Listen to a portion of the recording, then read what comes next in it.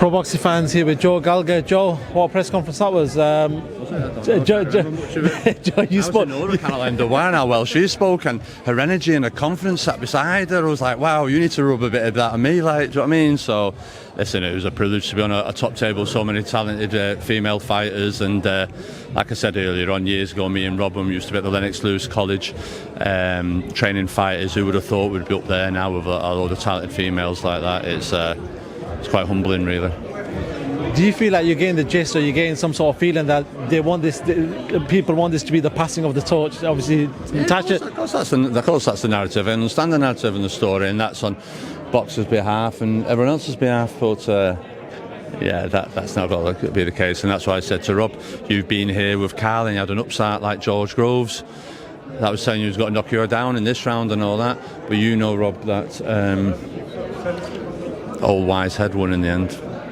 Look, there's nothing to indicate Tasha's sort of slowing down, because the last performance was fantastic. She's very seasonal, well, did what she had to do, control the tempo of the fight, and that's it. And Tasha's very happy. If you look at her, she had a really tough camp. She had some brilliant sparring partners: Jazza Dickens, Josh Holmes, one of Barbosa's kids, some really talented amateurs, and you're sparring with the likes of Jazza Dickens and Josh Holmes. Do you know what I mean?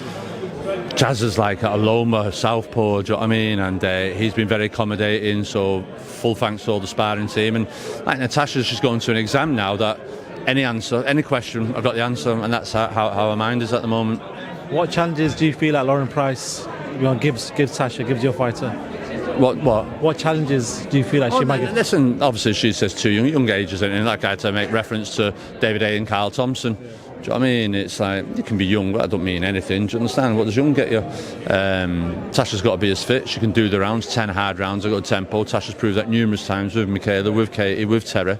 We don't know whether Lauren's done 10 hard rounds yet. She hasn't. So there's questions to be marked. She hasn't lost a round yet. Well, she will.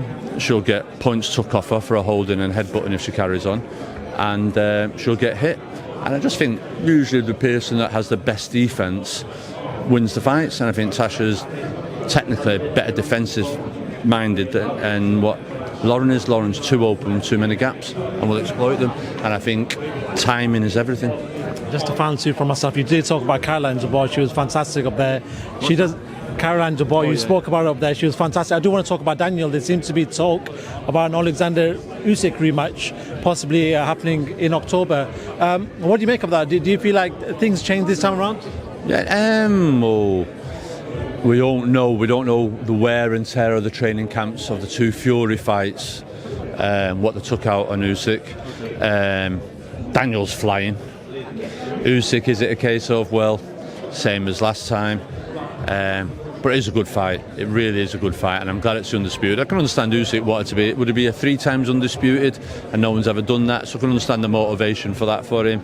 And also for Daniel, what a better time for Daniel when he's coming off great wins. Obviously, he didn't get his fight, but they're both coming off great wins, and it's a good undisputed fight. And I can't wait to see that. Just a final one. I want a little bit of a breakdown of Conor Benn, Eubank Jr. Obviously, they've done the press tour, they've done the media events.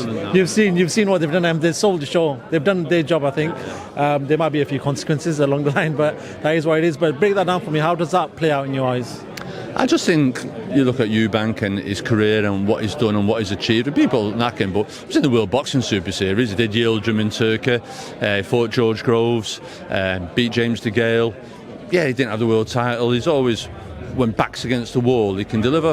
When you watch Conor Benn, the jury's out on Conor because we've got nothing to gauge him off. He didn't fight for a southern area, an English, a British, a European, so we don't know how he's got to perform in a 50-50 fight, in a title fight, because we have no evidence. Yeah, he's had good wins, Chris Algieri and others, but then when you look at his couple performances that he had in America lastly, that explosive Conor that we've seen wasn't really there, and I just think, well, how's that just fought in America got to be that old, wise, hard-hitting, speed of hand Chris Eubank Jr. And Conor Benn could put it around, come out and put it on him. But you've seen in the past when people try to put it on Eubank like Yildirim, he irons him out, and Yeah, it's a fascinating fight. I'm not keen on the hydration clause. If you want to step up and fight the best, then you've got to go by their rules and conditions. I think that should be taken away, that, and just let the fighters fight at whatever weight they are, if that's the challenge that you stepped up to. But listen, the press conference, I'm just looking forward to fight week. I'm just praying that they bring the dad into the mix. I just can't wait for the dad to come on the stage. As Chris said today, it's not your show, and for the dad to have the sheriff's badge, do a little dance, sit there, and just everyone waiting on what Senior has to say. It will be the Chris Eubank show that week, and I hope they do, and I hope he comes, and I hope he sits ringside, and I hope he's there to support his son. I really do. Just a final one on that. Do you feel like Chris will elevate himself if his dad is in his corner? Do you feel like... I don't think that's neither difference. He won't be in his corner. He won't be in his corner. I expect so. But Eubank Jr is his own man, and that's what he's always tried to make out.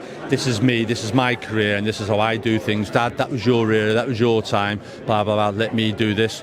But I'm sure he'd love to have him sat ringside watching him.